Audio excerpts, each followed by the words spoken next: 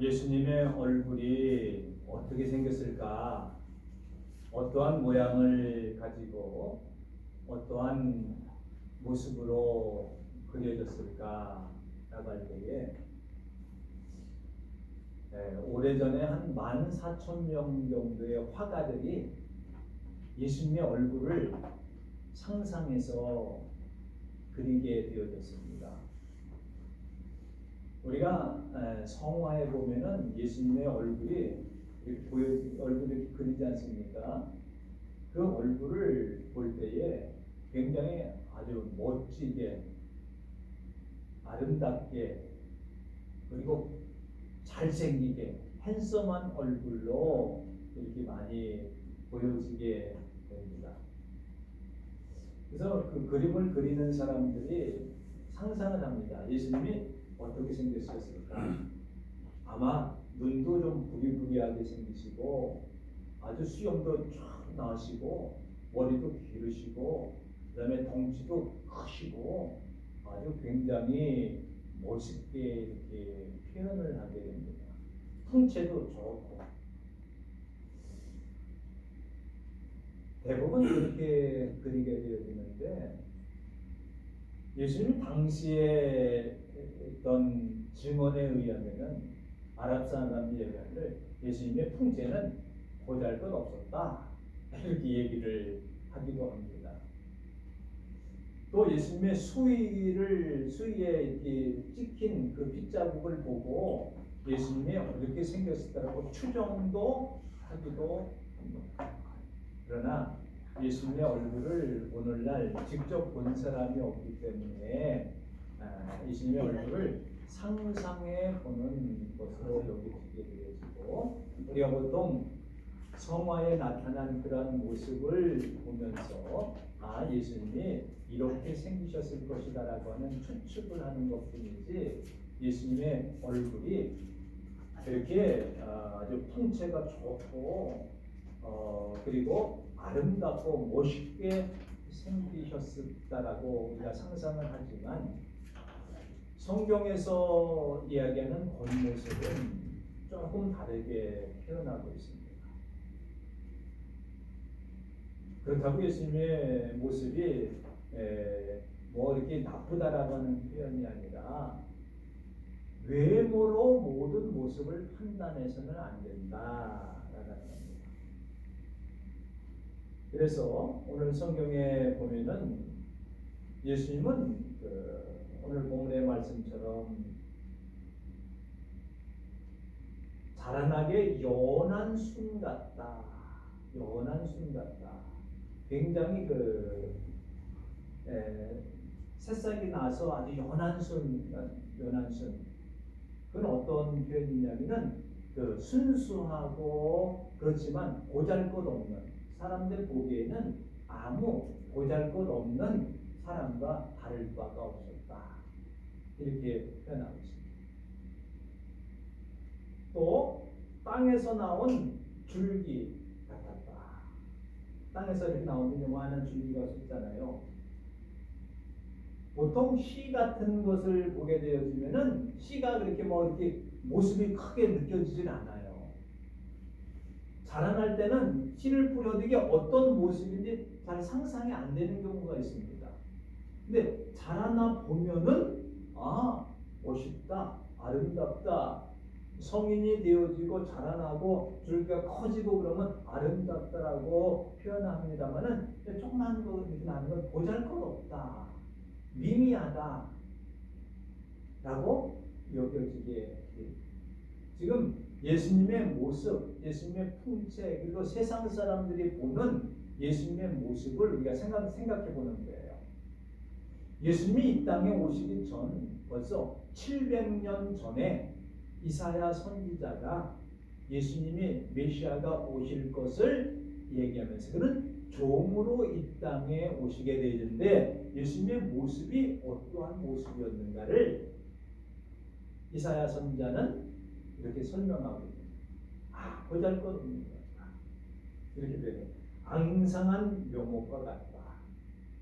왜소한 초목과도 같다.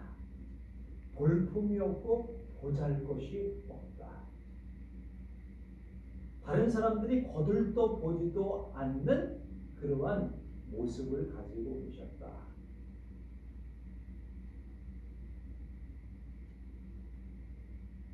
그리고 다른 사람 보기에 흠모할 만한, 흠모라고 하는 것은 야 너만 멋있다, 너 나도 저렇게 되고 싶다, 그러한 모습이 아니셨다라고 하는 겁니다. 다른 말로 하면은 모든 사람들이 고개를 돌립니다. 고개를 돌릴 정도로. 그리고 멸시를 받고 무시를 당하는 분이었다. 분이 오실 것이다. 멸시를 받고 무시를 당한다. 거들떠보지도 않고 신경도 쓰지 아니하는 그러한 모습을 가지시고 계십니다. 52장에 보면은 그 모습이 상해서 망가지고 흉한 얼굴처럼 되어졌고 알아보는 사람들이 없을 정도로 모두가 질겁할 정도로 사람의 모습이 아닐 정도로 그렇게 겉모양이 그렇게 됐다. 모든 사람들이보다 상했으므로 많은 사람이 그에 대해서 놀랬다. 어째 그렇게 얼굴이 그러냐?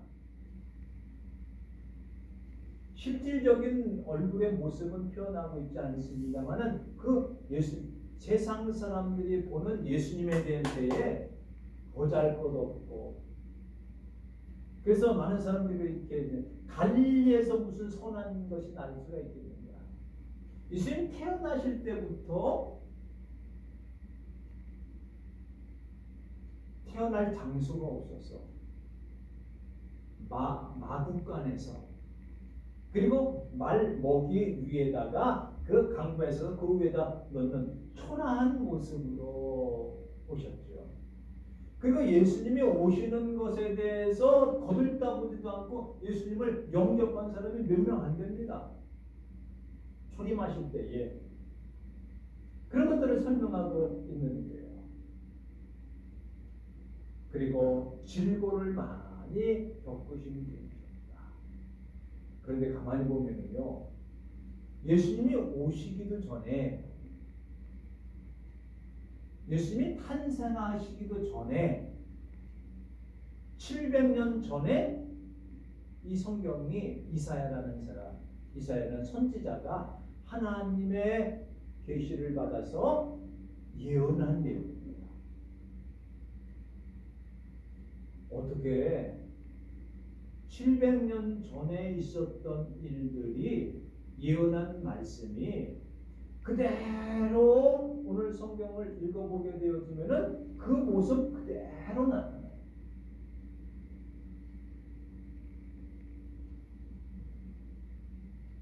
그리고 그 후에 예수님 시대, 예수님이 돌아가신 다음에 그 시대에 뭐 바울이라든가 그 다음에 베드로라든가 그 다음에 히브리서에 나타나는 그 사건들이 하나도 어긋나지 않고 그대로 예언이 이루어져 나가는 모습을 보게 됩니다. 이사야가 예언한 것처럼 복음서에 예수님의 생애가 여기 53장에 다 기록되어 있고 또 그것을 증언하는 많은 제자들이 설교를 통해서 그의 삶을 통해서 예수님의 모습을 증언하고 있고 나타나고 있고 보여주고 있고 그리고 그 말씀을 듣고 변화되는 놀라운 은혜의 역사가 나타나게 되었습니다. 그래서 예수님의 모습을 질보를 지고 가는 삶이다. 너무나도 힘들고 고통스러운 질보를 지고 가시는 분이다. 고난을 몸소 겪으신 분이시다. 누가요? 종이. 어떤 종이요? 고난의 종이다. 예수님께서 이 땅에 고난을 받기 위해서 오셨다라고 하는 것을 말씀하고 있습니다. 그래서 간고를 많이 겪었으며 그건 몸소 체험적으로 당하셨다라고 합니다. 그의 얼굴을 멸시를 당하였는데 가리우지 아니하셨다. 그런 질고를 많이 겪고 고난을 당하셨고 또 매를 맞으셨고 채찍을 맞으셨고 그가 찔리셨다. 상함을 했다. 가만히 보니까요. 예수님의 그 생애를 그대로 묘사하고 있어요. 예수님이 비난을 받으시고 다른 사람이 거들떠보지도 않고 배신도 당하고 얻어맞기도 하시고 침뱉음을 당하시기도 하시고 찔리기도 하시고 십자가상에서 찔리시기도 하시고 또 가시관을 쓰심으로 인해서 고통을 당하시기도 하시고 어떻게 이사야 선지자는 메시아가 이렇게 오실 것을 예언하고 있습니다. 다 하나님의 계획과 하나님의 뜻과 하나님의 놀라우신 사랑의 역사, 인류를 구원하시기 위한 메시아가 이 땅에 오신다라고 하는 그 놀라운 역사를 이사야를 통해서 하나님께서 말씀하고 계시는 겁니다. 아마 예수님의 생애를 우리가 살펴보면서 이런 얘기가 나오죠. 이 모든 것들은 왜 이렇게 되어 있는가? 나의 고통 때문이다. 나의 추함 때문이다. 나의 잘못 때문이다. 나의 죄 때문이다. 내가 양처럼 거역하고 반역하고 제 멋대로 제 좋은 대로 행하였기 때문에 이것을 구원하시기 위해서 이스라엘을 구원하시기 위해서 친히 예수님께서 이 모든 것을 담당하셨다라고 합니다. 담당하셨다. 이렇게 표현하고 있습니다. 예수님이 이 땅에 오신 것은 모든 것들이 하나님의 뜻이었다. 하나님의 계획이셨다. 하나님께서 원하신 것이다. 하나님께서 그렇게 고난을 통하여서 담당하시도록 하셨다. 오늘 성경에 보면은 이렇게 말씀하고 있습니다. 6절에 보면은 하나님께서 우리의 모든 죄악을 그에게 담당시키셨구나. 이건 뭐예요? 누가 하셨다는 소리예요? 하나님께서 우리의 죄악을 예수님께 담당하셨도다. 누가 담당하게 하신 거예요? 예수님께. 하나님께서. 그리고 여기 보면 이렇게 나옵니다. 10절에 보면은 여호와께서 그에게 상함을 받게 하시기를 원하사 예수님이 상함을 받게 하는 것을 누가 원했어요? 하나님께서 원하셨다. 또 10절 하반절에 보면은 여호와께서 기뻐하시는 뜻을 성취하려. 기뻐하시는 뜻 원했다. 하나님께서 여기 주체는 누구예요? 하나님께서 하신 것이다. 죄를 담당하게 하셨다. 또한 질고를 당하게 상함을 받게 하셨다. 누가 하신 거예요? 누가 하게 하신 거예요?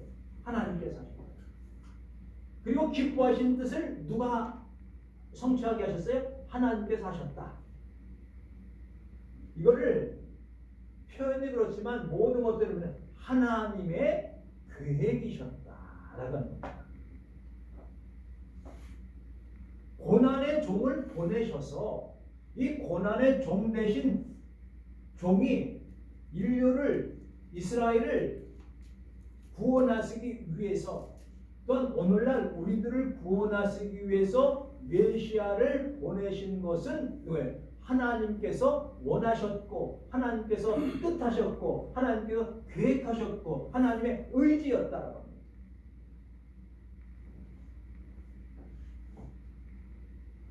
그러면은 하나님의 뜻에 이 종이 어떻게 되느냐? 순종해야 되겠죠. 순종하지 아니하고서는 이루어질 수 없게 되어집니다. 그렇기 때문에 예수님께서 맞으셨어요. 찔리셨어요. 억울한 일을 당하셨어요. 오늘 성경에 보면 예수님 어떤 분이시라고 하면 그는 강포를 행하지 아니하시고 그의 입에는 거짓이 없으며, 다른 말로 뭐예요? 선한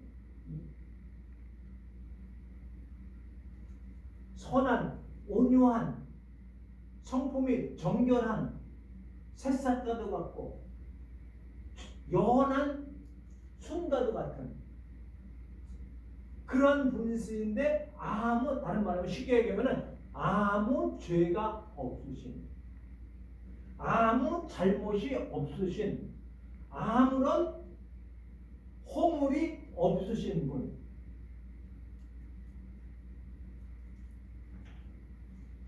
이걸 이해하려고 하면은 뭘 이해하냐면 구약의 제사 제도를 생각하면 됩니다. 여기서 보면 속건 제물이 되셨다라고 얘기합니다. 오늘 10절에 보면은 그의 영혼을 속건 제물로 드리기에 이르셨다.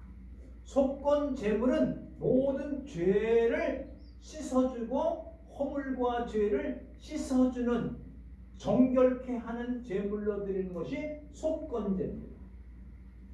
속죄제는 죄를 속하는 것이고, 속건제는 뭐예요? 우리의 허물과 잘못을 깨끗게 만들어 주신 것이 속건제예요. 그러면 더러운 사람이, 죄인의 속죄할 수 있을까요? 없어요. 값을 치료해야 돼요. 그래서 어려운 말로는 대형하셨다. 예수님께서 대신 형벌을 받으셨다. 누구 대신? 나 대신. 나의 허물, 죄악, 잘못, 부족함, 그다음에 거역, 반역, 이런 것 때문에 대신 형벌을 받으셨다. 어떻게 해요? 그래서 많은 사람들의 이야기를 이렇게 얘기합니다. 그는 실로 질고를 지고 우리의 슬픔을 담당하셨거늘 우리는 생각하기를 그는 징벌을 받아 하나님께 맞으며 고난을 당한다 하였더라. 누가 예수님의 고난을 나의 슬픔과 나의 죄와 나의 잘못으로 생각하는 사람이 누가 있었겠느냐 이게. 그 당시의 사람들도 이런 생각을 해본 적이 없어요. 왜 예수님께서 채찍을 맞으시고 능욕을 당하시고 십자가에 달려 죽으셨는가? 그때 나 때문이다, 내 죄 때문이다, 내 허물 때문이다, 내 슬픔 때문이다, 내 걱정 때문에 예수님이 십자가에 달렸다, 이렇게 생각하는 누가 있었겠느냐는 거예요. 오늘날 성경을 읽고 또한 신학이 발달되어졌고 또한 많은 목사님들이 해석을 해서 우리에게 알려주었기 때문에 나의 허물과 나의 죄 때문에 예수님께서 십자가에 달려 돌아가셨구나, 이것을 아는 거지. 그 당시의 사람이 누가 알 게 있겠어요? 이게 뭐예요? 허물이 많아서 죄가 있어 저가 죄값으로 죽은 거야, 이렇게 얘기를 했다는 거예요. 근데 벌써 이사야 선지자는 그런 것이 아니다 이렇게 말씀하고 있습니다. 그래서 이건 아까 대형, 그다음에 대속이라는 말이 있습니다. 속죄했다는 거죠. 죄를 용서해 줬다는 거죠. 그걸 대속이라고 하는 거예요. 그 다음에 구속이라고 하는 말씀이죠. 우리를 구원하시기 위해서 속죄함을 받았다. 그 다음에 이제 속전이라는 말이 있습니다. 속전은 뭐예요? 우리가 팔렸어요. 그럼 이것을 사기 위해서는 돈을 주고 값을 주고 사야 돼요. 그게 대가가 꼭 필요한 겁니다. 여기서 그러니까 대자가 많이 들어있잖아요. 대형, 대행, 대속, 이런 말은 뭐예요? 대신 해석하는 거예요. 대신. 내가 죽을 것을 예수님께서 대신 죽으셨다.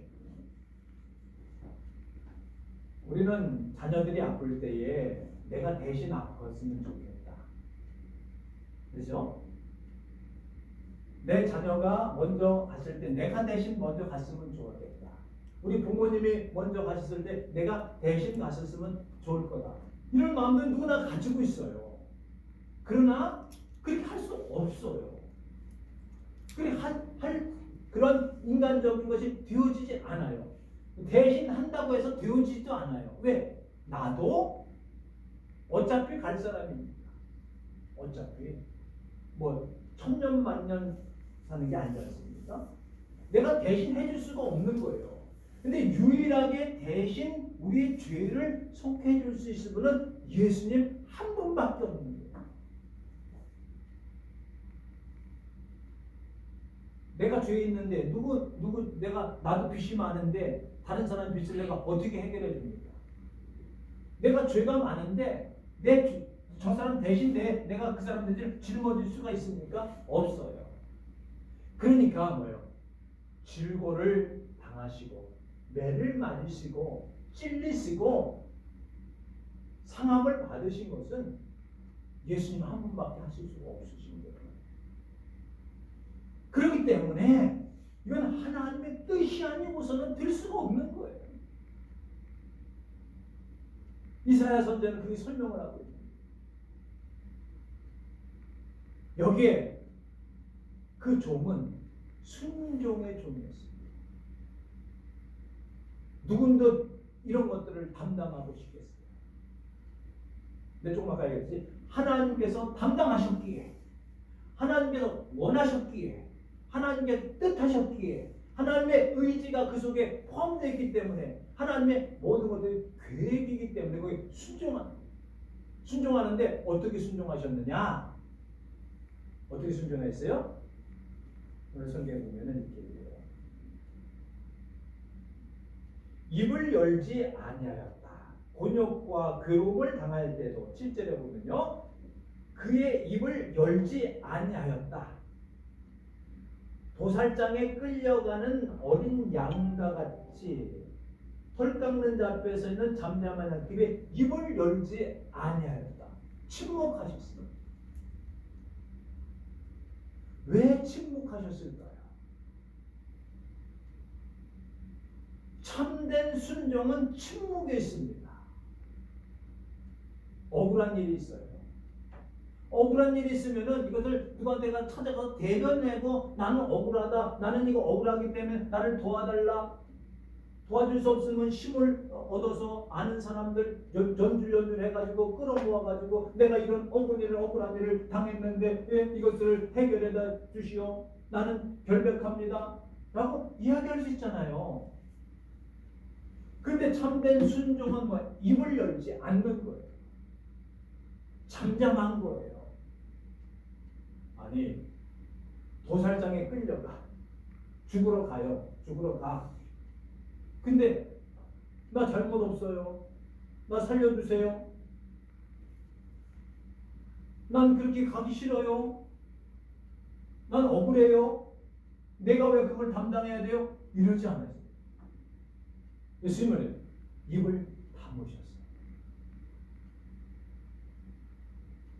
입을 다문다라고 하는 말은 어떤 말이냐라고 할 때에 삼켜버린다는 거예요. 억울한 일을 삼켜버리는 거예요. 꿀꺽. 정말 우리가 당한 일들을 한번 생각해 보세요. 이제까지 크고 작은 일들을 당한 일들을 한번 생각해 보세요. 얼마나 억울한 일들이 많이 있어요. 기가 막힌 일들 얼마나 많이 당했어요. 우리도 마찬가지예요. 근데 예수님은 삼켜버리는 거예요. 꿀꺽. 사망이 와요.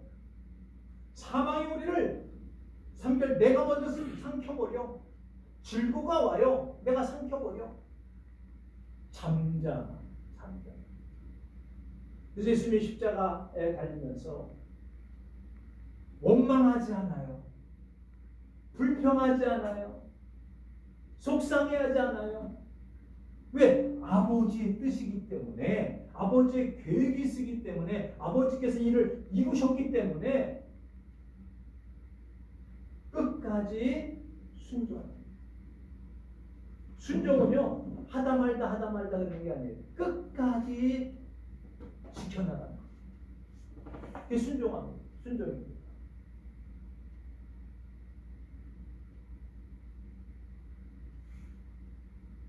그리고 뭐예요? 순종은 하나님이 기뻐하시게 하는 것이 순종. 무조건 순종하는 게 하나님의 뜻에 내가 엎드리는 거예요. 그 다음에요, 예수님께서 어떻게 하셨냐? 범죄자들을 위하여 기도하였느니라. 순종은 뭐예요?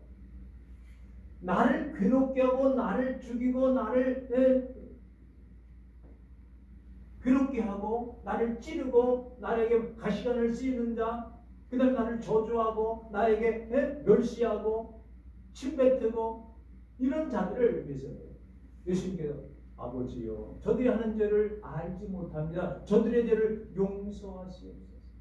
오늘 성경에 보면은 12절에 보면은 죄를 담당하며 범죄자들을 위하여 기도하셨느니라. 그냥 자기만 참는 게 아니에요. 그냥 삼켜버리는 게 아니에요. 나에게 괴롭고 힘들게 하는 자를 위해서 기도하셨느니라. 여기까지 나가시는 거예요.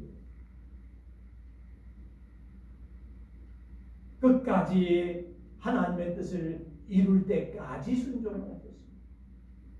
그랬더니 어떤 결과가 나타났느냐라고 할 때에 보세요. 끝없는 생명을 주신다는 거예요. 오늘 성경에 보면은 이런 말씀이 있어요. 여호와의 팔이 나타났다. 여호와의 팔이 나타났다라고 하는 것은 어떤 의미냐면 하나님의 구원의 능력이 나타나는 것을 누가 감히 상상할 수 있었겠느냐? 다른 말하면 예수 그리스도께서 인류를 구원하시기 위해서 고난의 종으로 이 땅에 오셔서 모든 사람을 용서하시고 죄악을 용서하시고 그리고 대신 당신이 십자가를 지기까지 우리를 구원하실 것을 누가 감히 상상할 수 있었겠느냐? 도저히 상상할 수 없었어요. 그런데 하나님께서 그렇게 하심으로 인해서 이렇게 말씀하고 있습니다. 모든 사람을 의롭게 하셨다. 오늘 성경에 보세요.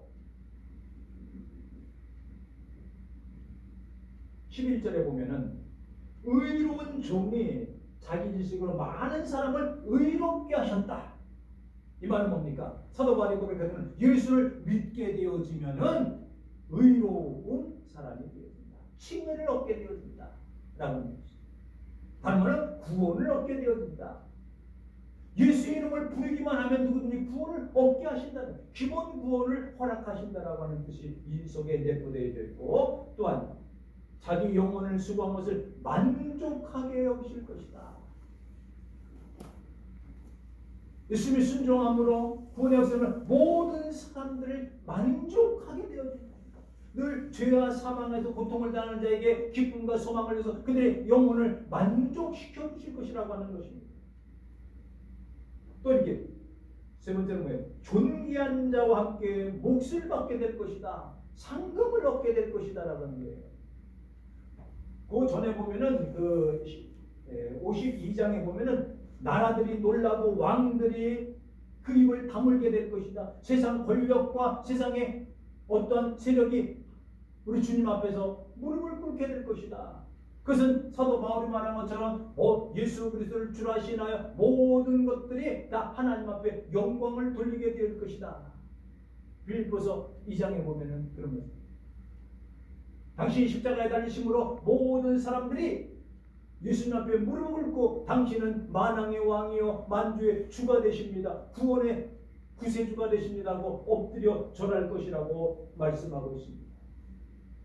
넘치는 상을 주실 것이다 라고 하는 겁니다.